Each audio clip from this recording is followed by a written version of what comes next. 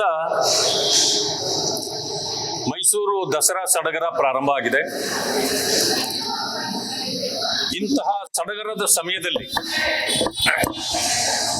ಮೈಸೂರಿನ ವೈಭವ, ಈ ಭಾಗದ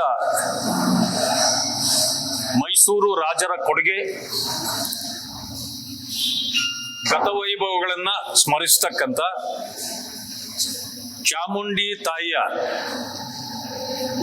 ವಿಚಾರಗಳನ್ನ ಈ ಭಾಗಗಳಲ್ಲಿ ಮತ್ತು ಕರ್ನಾಟಕದ ಇತಿಹಾಸವನ್ನ ಇಲ್ಲಿ ಸ್ಮರಿಸತಕ್ಕಂಥ ಸಂದರ್ಭ ಇದಾಗಿತ್ತು.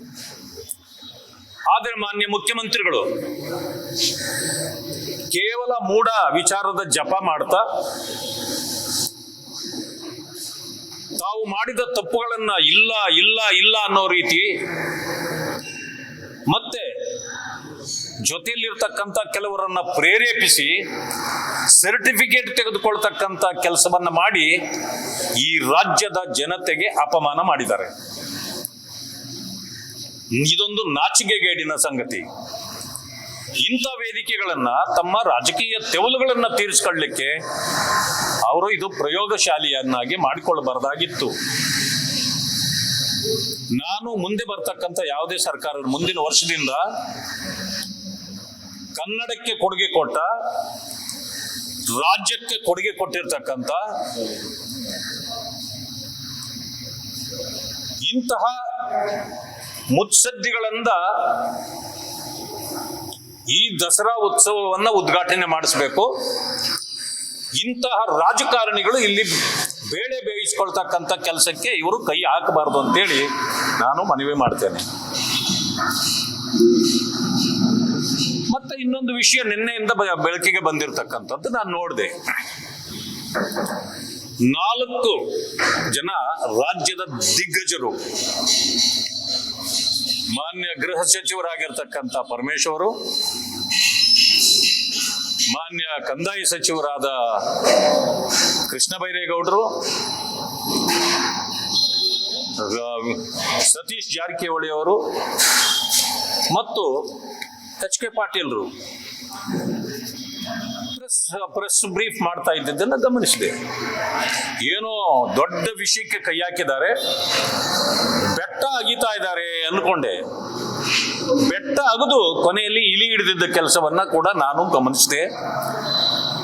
ಈ ನಿಜವಾಗಿಯೂ ಪ್ರಜಾಪ್ರಭುತ್ವದ ಬಗ್ಗೆ, ಸಂವಿಧಾನದ ಬಗ್ಗೆ, ಈ ದೇಶದ ಕಾನೂನಿನ ಬಗ್ಗೆ ಇವರಿಗೆ ಅರಿವೇ ಇಲ್ವೋ ಅನ್ನೋ ರೀತಿಯಲ್ಲಿ ನಡ್ಕೊಂಡಿದ್ದನ್ನು ನಾನು ಗಮನಿಸಿದ್ದೇನೆ. ಆರ್ ಅಶೋಕ್ ಅವರು ವಿಪಕ್ಷ ನಾಯಕರಿದ್ದಾರೆ. ಆ ಹಿಂದೆ ಯಾವತ್ತೋ ಆಗಿರ್ತಕ್ಕಂಥ ಒಂದು ಇದನ್ನ ತೆಗೆದು ಅವರು ರಾಜೀನಾಮೆ ಕೊಡ್ಲಿ ಅಂತ ಕೇಳಿದ್ದಾರೆ. ಅರೆ, ಮುಗಿದು ಸತ್ತು ಹೋದ ಕಥೆಯನ್ನ ತೆಗೆದು ಯಾಕಂದ್ರೆ ಏನ್ ರಾಜೀನಾಮೆ ಕೇಳ್ತಾ ಇದ್ದೀರಿ ನೀವು? ಅವರಿಗೆ ಗೊತ್ತಿಲ್ಲದೆ ಒಂದು ಸಮಯ ಆಗಿದ್ರೆ ಆ ಕಾಲದಲ್ಲಿ ಕೋರ್ಟಿನ ಆದೇಶ ಆಗಿ ಒಂದು ಸಮಯ ಇನ್ವೆಸ್ಟಿಗೇಷನ್ ಆಗಬೇಕು, ಅವ್ರ ಮೇಲೆ ಕ್ರಮ ಆಗಬೇಕು ಅಂತ ಕೋರ್ಟ್ ಆದೇಶ ಇದ್ರೆ ಅದನ್ನು ನೀವು ಕೇಳೋದು ಸರಿ. ಮುಗಿದು ಹೋದ ಕತೆಗೆ ಇವತ್ತಿನ್ನೂ ನೀವು ಅದನ್ನ ಹಿಡ್ಕೊಂಡು ಮೂಢ ಕೇಸ್ಗೂ ಅದಕ್ಕೂ ನೀವು ತಾಳೆ ಆಗ್ತಾ ಇದ್ದೀರಿ.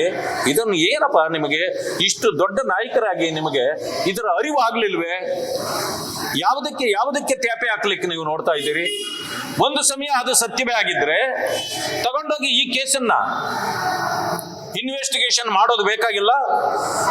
ಅಶೋಕ್ ಅವರದು ಇದೇ ರೀತಿ ಒಂದು ಕೇಸ್ ಆಗಿತ್ತು, ಆದ್ರಿಂದ ಅವರು ರಾಜೀನಾಮೆ ಕೊಟ್ಟಿಲ್ಲ, ಮುಖ್ಯಮಂತ್ರಿಗಳು ರಾಜೀನಾಮೆ ಕೊಡೋದು ಬೇಕಿಲ್ಲ ಅಂತೇಳಿ ಕೋರ್ಟ್ನಲ್ಲಿ ವಾದ ಮಾಡಿ ನೋಡೋಣ. ಕೋರ್ಟ್ ನಿಮಗೆ ಈ ಶಮನ ಕೊಡುತ್ತಾ ನೋಡೋಣ. ಇದನ್ನ ನೀವು ಪಬ್ಲಿಕ್ ಅಲ್ಲಿ ದಾರಿ ತಪ್ಪಿಸ್ತಕ್ಕಂಥ ಕೆಲಸ ಮಾಡ್ತಿದ್ದೀರಿ. ನಿಮ್ಮ ಹಿರಿತನಕ್ಕೆ ಜನ ನಿಮಗೆ ನಾಚಿಕೆ ಆಗಬಾರ್ದಾ ಹೇಳ್ತಾರೆ. ಏನು ಉತ್ತರ ಕೊಡ್ತೀರಿ ಇದಕ್ಕೆ? ಇಂಥವುಗಳನ್ನೆಲ್ಲ ಹೇಳ್ಬೇಕಾಗಿರೋದು. ಯಾವುದಕ್ಕೂ ಯಾವುದೋ ತಾಳಿ ಹಾಕೋದು ಇದು ಒಂದು ಸರಿಯಾದ ನೀತಿ ಅಲ್ಲ. ಇದನ್ನ ಅರ್ಥ ಮಾಡ್ಕೊಳ್ಳಿ. ಮೂಡ ಕೇಸಲ್ಲಿ 2 ಕೋರ್ಟ್ಗಳ ಆದೇಶ ಆಗಿದೆ, ಇನ್ವೆಸ್ಟಿಗೇಷನ್ ಆಗಬೇಕು. ಇಡಿ ಈಗಾಗಲೇ ಅದರಲ್ಲಿ ಎಂಟ್ರಿ ಆಗಿದೆ.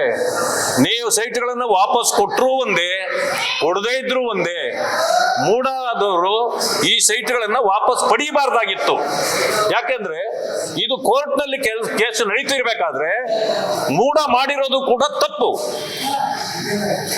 ಈ ತಪ್ಪಿಗೆ ಅವರು ಮುಂದಿನ ದಿನಗಳಲ್ಲಿ ಶಿಕ್ಷೆ ಅನುಭವಿಸಬೇಕಾಗತ್ತೆ. ಆದ್ರಿಂದ ಅಶೋಕ್ ಅವರು ಯಾವುದೇ ಕಾರಣಕ್ಕೆ ರಾಜೀನಾಮೆ ಕೊಡೋ ಪ್ರಶ್ನೆ ಬರೋದಿಲ್ಲ. ಅದೇನಿದ್ರು ಇನ್ವೆಸ್ಟಿಗೇಷನ್ ಇವತ್ತು ಮೂಡಾದಾಗ್ತಿದೆ. ಇದರಲ್ಲಿ ಮುಖ್ಯಮಂತ್ರಿಗಳು ರಾಜೀನಾಮೆ ಕೊಡ್ತಕ್ಕಂಥದ್ದಿದೆ. HDK ಅವರ ವಿಚಾರ ನೋಡಿದೆ, ಅವರ ಮೇಲೆ FIR ಆಗಿದೆ ಮೊನ್ನೆ ಒಂದು. ಇದು ಕಾಂಗ್ರೆಸ್ನ ಸಂಸ್ಕೃತಿ. ಇದು ಕೆಡ್ಡ ತೋಡೋದು, ಕೆಲವರನ್ನ ಹಳ್ಳಕ್ಕೆ ಬೀಳಿಸೋ ಕೆಲಸ ಮಾಡಲಿಕ್ಕೆ ಪ್ರಾರಂಭ ಮಾಡಿದ್ದಾರೆ. ಯಾಕೆಂದ್ರೆ ನೇರವಾಗಿ ಎಲ್ಲ ಲೈನ್ ಆಗಿ ಅವರು ಮಾಡಿರ್ತಕ್ಕಂಥ ಭ್ರಷ್ಟಾಚಾರಗಳು ದಿನಕ್ಕೊಂದು ಹೊರಗೆ ಬರ್ತಿದ್ರೆ ತಡ್ಕೊಳಕ್ ಆಗ್ತಾ ಇಲ್ಲ. ಈಗ ಕೇವಲ ಅವರು ಅಭಿವೃದ್ಧಿ ಎಲ್ಲಾ ಕಾರ್ಯಗಳನ್ನು ಬಿಟ್ಟು ಕೇವಲ ಅವರು ತ್ಯಾಪೆ ಹಚ್ಕೊಳ್ತಕ್ಕಂಥದ್ದು, ತಮ್ಮ ಮೇಲೆ ಬಂದ ಆಪಾದನೆಗಳನ್ನ ಇಳಿಸ್ಕೊಳ್ತಕ್ಕಂಥ ಬರೀ ಈ ಕೆಲಸದಲ್ಲಿ ಇದ್ಕೊಂಡು ನಮ್ಮ ಮೇಲೆ ಮಾತ್ರ ಯಾಕೆ, ಜನತಾದಳ ಮತ್ತು ಬಿಜೆಪಿ NDA ಮಿತ್ರಕೂಟದ ವಿರುದ್ಧವಾಗಿಯೂ ಕೂಡ ಅವರು ತಿರುಗಿ ಬಿದ್ದಿದ್ದಾರೆ. ಏನ್ ಮಾಡಿದ್ದಾರೆ ಅಂದ್ರೆ, ಇನ್ನು ಮುಂದೆ ನಾನು ಜನತಾದಳ ಮುಖಂಡರು, ನಮ್ಮ ಭಾರತೀಯ ಜನತಾ ಪಕ್ಷದ ಮುಖಂಡರುಗಳಲ್ಲೂ ಕೂಡ ಮನವಿ ಮಾಡ್ತೇನೆ, ನಿಮ್ಮನ್ನು ಕೂಡ ಕೆಡ್ಡ ತೋಡಿ ನೀವು ಯಾರನ್ನೇ ಭೇಟಿ ಆದ್ರೂ ಕೂಡ ಅವರ ನಿಮ್ಮ ವಿರುದ್ಧ ಕಂಪ್ಲೇಂಟ್ಗಳನ್ನು ಕೊಡಿಸಿ ಕುಮಾರಸ್ವಾಮಿ ಮೇಲೆ ಯಾವ ರೀತಿ ಈಗ ಆಪಾದನೆಗಳನ್ನು ಹೊರಿಸ್ಲಿಕ್ಕೆ ಹೊರಟಿದಾರೋ ಇಂಥವು ನಮ್ಮ ಮುಖಂಡರ ಮೇಲೂ ಮಾಡ್ತಾರೆ. ಇದಕ್ಕೆ ಕಾಂಗ್ರೆಸ್ನಲ್ಲಿ ಒಂದು ಪಡೆಯೇ ಸಿದ್ಧವಾಗಿ ಹೊರಟಿದೆ. ಆದ್ರಿಂದ ನಮ್ಮ ಮುಖಂಡರುಗಳು ಕೂಡ ಎಚ್ಚರಿಕೆಯಿಂದ ಇರಬೇಕು ಅಂತೇಳಿ ಅವರಲ್ಲಿ ನಾನು ಮನವಿ ಮಾಡ್ತೇನೆ. ಮೊನ್ನೆ ದಿನೇಶ್ ಗುಂಡೂರಾಯರು ಪಂಡಿತ್ ದೀನ್ ದಯಾಳ್ ಅವರ ಬಗ್ಗೆ ಮಾತಾಡಿದ್ದಾರೆ, ಸಾವರ್ಕರ್ ಬಗ್ಗೆ ಮಾತಾಡಿದ್ದಾರೆ. ಸಾವರ್ಕರ್ ಅವರು ಬೀಫ್ ತಿಂತಾ ಇದ್ರು ಅಂತ ಹೇಳಿದ್ದಾರೆ. ದಿನೇಶ್ ಗುಂಡೂರಾಯರೇ, ನೀವು ಬೀಫ್ ತಿಂತೀರಿ ಅಂತ ಹೇಳಿ ದೇಶವೆಲ್ಲ ತಿಂತದೆ ಅಂತ ನೀವು ಅಂದ್ಕೊಂಡಿದ್ದೀರಾ? ನೀವೆಷ್ಟು ಬೀಫ್ ಆದ್ರೂ ತಿನ್ಕೊಳ್ಳಿ. ಆದ್ರೆ ಅವರ ಬಗ್ಗೆ, ಅವರು ಈ ದೇಶ ಮೆಚ್ಚಿದ ಒಂದು ವ್ಯಕ್ತಿ, ಅಂತ ವ್ಯಕ್ತಿತ್ವಗಳ ಬಗ್ಗೆ ಮಾತಾಡ್ಲಿಕ್ಕೆ ನಿಮಗೆ ಯಾವ ಯೋಗ್ಯತೆ ಇದೆ? ನೀವು ನಿಮ್ಮ ಇತಿಮಿತಿಯನ್ನು ಅರ್ಥ ಮಾಡ್ಕೊಳ್ಳಿ. ನಿಮ್ಮ ಹೊಲಸು ಬಾಯಿನಲ್ಲಿ ಈ ರೀತಿಯ ಇದು ಬರಬಾರ್ದಾಗಿತ್ತು. ಯಾವ ಚರಿತ್ರೆಯಲ್ಲಿ ನೀವು ಓದಿದ್ರಿ ಅವರು ಬೀಫ್ ತಿಂತಾ ಇದ್ರು, ಮಾಂಸಾಹಾರಿ ಆಗಿದ್ರು ಅಂತೇಳಿ? ನಿಮ್ಮ ಬಗ್ಗೆ ಎಲ್ರಿಗೂ ಗೊತ್ತಿದೆ. ನೀವೇನು, ನಿಮ್ಮ ಹಿಂದಿನ ಚರಿತ್ರೆ ಏನು ಅನ್ನೋದು ಎಲ್ಲರಿಗೂ ಗೊತ್ತಿದೆ. ಆದ್ರೆ ನೀವು ಇಂಥ ಕೆಟ್ಟ ನಡವಳಿಕೆಗೆ ಇವತ್ತು ನೀವು ಕಾರಣರಾಗಿದ್ದೀರಿ. ನಿಮ್ಮನ್ನ ಜನ ಕ್ಷಮಿಸೋದಿಲ್ಲ.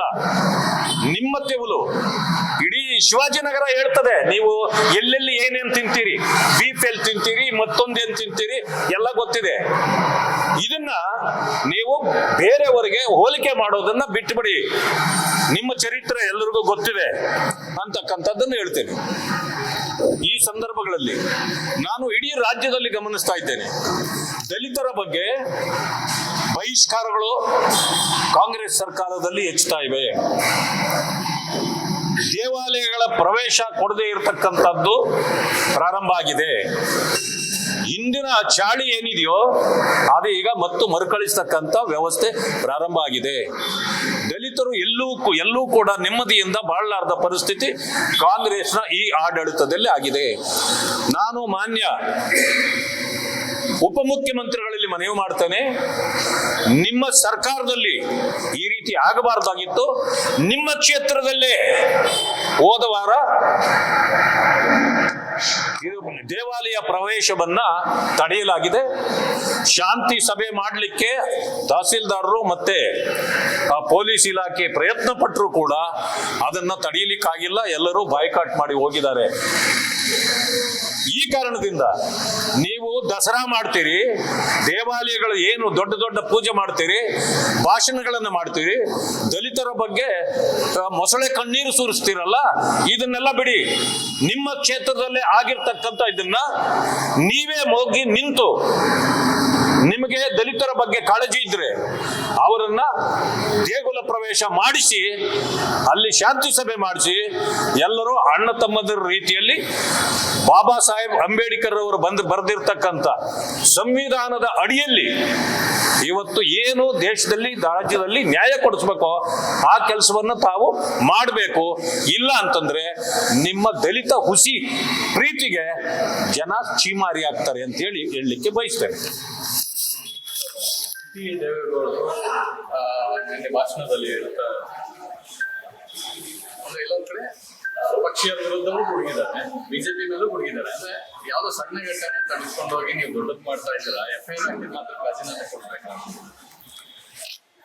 ಪಾಪ ಅವ್ರಿಗೆ ಬಹಳ ಸಣ್ಣ ಘಟನೆ ಹಂಗೆ ಕಂಡಿದ್ರೆ ಬೇಕಾ, ಯಾರು ಏನ್ ಮಾಡಕ್ಕಾಗತ್ತೆ? ಹಾಗಿದ್ರೆ ಸಣ್ಣ ಘಟನೆ ಇದ್ರೆ ಅವರು ಯಾವ ಪಾರ್ಟಿ? ಅವರು ಜನತಾದಳದವರು, ಜನತಾದಳದ ಮುಖಂಡರಿದ್ದಾರೆ. ಜನತಾದಳದ ಸಭೆಯಲ್ಲಿ ಮಾತಾಡಬೇಕಾಗಿತ್ತು ಅದು. ಅದನ್ನ ಪಬ್ಲಿಕ್ ಅಲ್ಲಿ ನೀವು ಯಾರನ್ನ ಓಲೈಕೆ ಮಾಡ್ಲಿಕ್ಕೆ ಮಾಡಿದ್ದೀರಿ? ಈ ರೀತಿ ಓಲೈಕೆ ರಾಜಕಾರಣವನ್ನು ಮೊದಲು ಬಿಡಬೇಕು. ಇದರಿಂದಲೇ ನಮ್ಮ ರಾಜ್ಯ ಹಾಳಾಗ್ತಾ ಇರೋದು ಇವತ್ತಿನ ದಿವಸ. ನೀವು ಕುಮಾರಸ್ವಾಮಿ ಜೊತೆಯಲ್ಲಿ ಮಾತಾಡಿ, ಅಥವಾ ನಮಗೂ ಬುದ್ಧಿ ಹೇಳಬೇಕಂದಿದ್ರೆ ನೀವು NDA ಸದಸ್ಯರಲ್ವೇ, ನಮ್ಮ ಜೊತೆಯಲ್ಲೂ ನಮ್ಮ ಮುಖಂಡರ ಹತ್ರ ಹೇಳ್ರಿ. ಅದನ್ನ ನೀವು ದಸರಾ ಉದ್ಘಾಟನಾ ಸಮಾರಂಭದಲ್ಲಿ ರಾಜಕೀಯವನ್ನು ನುಸುಳಲಿಕ್ಕೆ ಅಲ್ಲಿ ಯಾಕೆ ನೀವು ಅವಕಾಶ ಕೊಟ್ರಿ? ನೀವು ಬುದ್ಧಿ ಹೇಳ್ತಿದ್ದೀರಿ. ಮೂಡೋದು ಸಣ್ಣ ಘಟನೆನಾ? ನಾನು ಇವತ್ತು ಹೇಳ್ತೇನೆ, ಅದು 14 ಸೈಟ್ಗಳ ಕಥೆ ಅಲ್ಲ, ಸಾವಿರಾರು ಸೈಟ್ಗಳ ಕಥೆ ಇದೆ ಅಲ್ಲಿ. ಕೇವಲ ಜನರಿಗೆ ಬರ್ತಾ ಇರತಕ್ಕಂಥದ್ದು ಇವತ್ತು ಮನಸ್ಸಿಗೆ 14 ಸೈಟ್ಗಳು, ಸಾವಿರಾರು ಸೈಟ್ಗಳು 14 ಸೈಟ್ಗಳ ತಳಗಡೆ ಮುಚ್ಚಿ ಹೋಗಿವೆ. ಅವೆಲ್ಲವೂ ಕೂಡ ಹೊರಗಡೆ ಬರಬೇಕಾಗಿದೆ. ಇದು ಇವತ್ತು ಇನ್ವೆಸ್ಟಿಗೇಷನ್ ನಡೆದ್ರೆ ಇವೆಲ್ಲವೂ ಬರ್ತಾರೆ. ಆದ್ರಿಂದ ಭವಿಷ್ಯ ಎಲ್ಲೋ ಯಾರೋ ಕೆಲವರು ತನ್ನ ತಪ್ಪುಗಳನ್ನು ಮುಚ್ಚಿಕೊಳ್ಳಲಿಕ್ಕೆ ಮುಖ್ಯಮಂತ್ರಿಗಳಿಗೆ ಏನೋ ಸಹಕಾರಿಯಾಗಿ ಮಾತಾಡ್ತಕ್ಕಂಥ ಕೆಲಸಗಳು ಪ್ರಾರಂಭ ಆಗಿದೆ. ಆದರೆ ಕೋರ್ಟ್ಗಳು ಸತ್ತಿಲ್ಲ, ಕೋರ್ಟ್ಗಳು ಇವತ್ತು ಬದುಕಿವೆ. ಬಾಬಾ ಸಾಹೇಬ್ ಅಂಬೇಡ್ಕರ್ ರವರ ಸಂವಿಧಾನ ಬಹಳ ಗಟ್ಟಿಯಾಗಿದೆ. ತಪ್ಪು ಮಾಡಿದವರನ್ನ ಇವತ್ತು ಶಿಕ್ಷಿಸತಕ್ಕಂಥ ಕೆಲಸವನ್ನ ಅದು ಮಾಡ್ತದೆ. ಯಾರು ನಾನು ತಗ್ಗೋದಿಲ್ಲ, ನಾನು ಬಗ್ಗೋದಿಲ್ಲ ಅಂತಿದ್ರು, ಬಾಬಾ ಸಾಹೇಬ್ ಅಂಬೇಡ್ಕರ್ ಅವರ ಶಕ್ತಿ ಎಷ್ಟಿದೆ ಅಂತ ಗೊತ್ತಾಗಿದೆ. ಅದನ್ನ ತಗ್ಗಿಸುತ್ತಾರೆ, ಬಗ್ಗಿಸುತ್ತಾರೆ. ಇವತ್ತು ಆಗಿದೆ ಅದು. ಇನ್ನೊಂದು ವರ್ಷ ತಾಯಿ ಚಾಮುಂಡೇಶ್ವರಿ ಅಧಿಕಾರ ಮಾಡಿ ಬಿಡ್ಬೇಕು ಅನ್ನೋಂತ ಮುಖ್ಯಮಂತ್ರಿಗಳು 1-2 ತಿಂಗಳಿಂದ ಕಾವಿ ಕಂಡ್ರೆ ಎದುರ್ತಿದ್ರು, ಕುಂಕುಮ ಕಂಡ್ರೆ ಬೆದರ್ತಿದ್ರು. 2 ತಿಂಗಳಿಂದ ತಾಯಿ ಚಾಮುಂಡಿಯನ್ನ ಶುರು ಮಾಡಿದ್ದಾರೆ. ಇವರ ದುರ್ನಡತೆಗೆ ತಾಯಿ ಚಾಮುಂಡಿಯೂ ಕ್ಷಮಿಸೋದಿಲ್ಲ. ಯಾರೂ ಇವರಿಗೆ ಸಹಕಾರಿಯಾಗಿ ನಿಲ್ಲಕ್ಕೆ ಸಾಧ್ಯ ಇಲ್ಲ. ಅವರ ಗರ್ವಭಂಗ ಹಾಗೆಯೇ ಆಗುತ್ತೆ. ಅವರು ಸದ್ಯದಲ್ಲಿ ರಾಜೀನಾಮೆ ಕೊಡ್ತಕ್ಕಂಥ ಪರಿಸ್ಥಿತಿ ಉದ್ಭವ ಆಗುತ್ತೆ.